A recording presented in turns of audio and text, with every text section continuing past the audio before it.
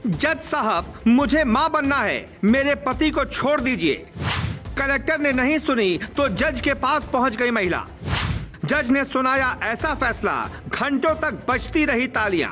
कई लोग पिता इसलिए नहीं बन पाते क्योंकि वो जेल में होते हैं और पत्नी के साथ वक्त नहीं गुजार पाते। ऐसे में एक ऐसा फैसला आएगा जिसके बाद आप कहेंगे पिता बनने का हक हर किसी को है। अगर जीवन में कोई ये गलती हो जाए तो उसकी सजा अगली पीढ़ी को नहीं मिलनी चाहिए। ऐसी कहानी जो आपको प्रेरित करेगी। ये हिंदुस्तान है, यहाँ जीने के लिए सबको अधिकार मिलता है और कैसे जीना है इसका भी अधिकार तय होता है।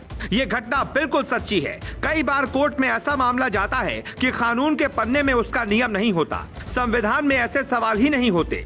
तब मदद ली जाती है हमारे वेदों की। वेदों में लिखी बातों पर ही जज ने ध्यान दिया और वो फैसला सुना दिया जिसका समाज में एक बड़ा असर पड़ेगा।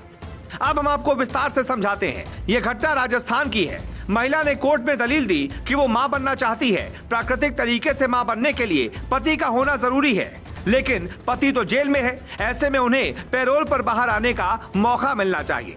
मामला राजस्थान के भीलवाड़ा जिले का है। महिला का पति नंदलाल फरवरी 2019 से अजमेर जेल में उम्र कैद की सजा काट रहा है। आरोपी नंदलाल की सजा होने के कुछ वक्त पहले ही शादी हुई थी। इस बीच पत्नी ने कलेक्टर से नंदलाल को कुछ वक्त के लिए पैरोल देने की गुहार लगाई, लेकिन कलेक्टर ने उसकी बात पर ध्यान नहीं दिया। शायद यूपीएससी में ऐसा ना पढ़ाया गया हो, लेकिन महिला ने हार नहीं मानी। वो जोधपुर हाई कोर्ट पहुंच गई और कहा कि मुझे मां बनना है। मेरे पति सजा काट रहे हैं, लेकिन वो प्रोफेशनल अपराधी नहीं है। मेरी अगली पीढ़ी का सवाल है। 15 दिन के लिए पति को पैरोल पर बाहर आना चाहिए।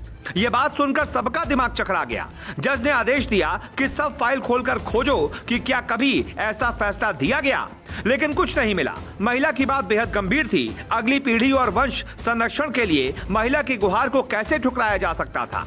फिर जज ने वो कर दिया जिसकी उम्मीद किसी को नहीं थी। कानून के पन्नों में कुछ नहीं मिला। फिर जज को हिंदू सभ्यता की समझ थी। उन्होंने ऋग्वेद और वैदिक काल से कुछ उदाहरण लिए और सुना दिया ऐतिहासिक फैसला।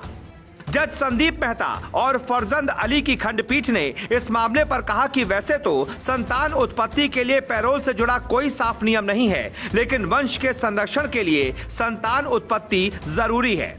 ऋग्वेद और वैदिक काल के उदाहरण के अनुसार संतान उत्पत्ति एक मौलिक अधिकार है। पत्नी की शादीशुदा जिंदगी से संबंधित यौन और भावनात्मक जरूरतों की रक्षा के लिए 15 दिन की पैरोल दी जाती है।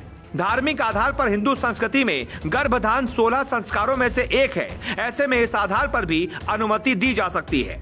हमारी अदालतें भी समाज का हिस्सा होती हैं। जज भी उसी समाज से होते हैं। फर्क बस इतना है कि कर्म के हिसाब से किसी को जेल होती है तो कोई जज की कुर्सी पर बैठा होता है। कलेक्टर साहब के पास जब महिला गई तो शायद वो मामले की गंभीरता को नहीं समझ पाए, लेकिन जज ने तुरंत समझ लिया। फिलहाल ये कहानी जोधपुर भीलवाड़ा के साथ साथ पूरे देश में चर्चा में है।